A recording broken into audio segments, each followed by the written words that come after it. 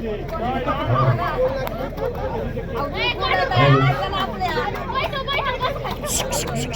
या ठिकाणी शेतकऱ्याच्या कांदा आणि दूध प्रश्नासाठी दक्षिणचे लोकप्रिय खासदार निलेश लंके साहेब यांच्या नेतृत्वाखाली जे काही जन आंदोलन उभारले गेले, सर्वच कार्यकर्त्यांनी अतिशय पोटतिडकीने या ठिकाणी आपले विषय या ठिकाणी मांडलेले पहा.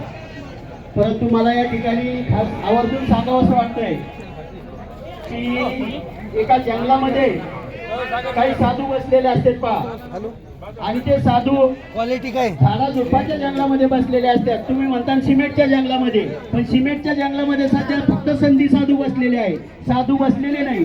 आणि त्या अशा जंगलामध्ये त्या साधूकडे काही तपश्चर्या चालू असते, आणि त्या ठिकाणी एक सिंहाचं कळप येत असतं पहा. आणि ते कळप आल्यानंतर ते काय तिथं तपश्चर्याला बसलेले ते काय त्या साधूच्या हाताखालचे असतात, ते सांगतात महाराज सिंहाचं कळप आपल्याच याच्याकडे चालून आलेलं आहे, आपण आता इथून गेलं पाहिजे. पण महाराजांनी विचारलं कळप कशाचं आहे, ते म्हणे सिंहाचं, आणि त्याचं नेतृत्व कोण करतंय. तर त्या सगळ्यांनी सांगितलं की त्याचं नेतृत्व एक मेंढा करतो म्हणे. तर मग महाराजांनी सांगितलं काय काळजी करू नका म्हणे, सगळे तपश्चर्याला बसून घ्या.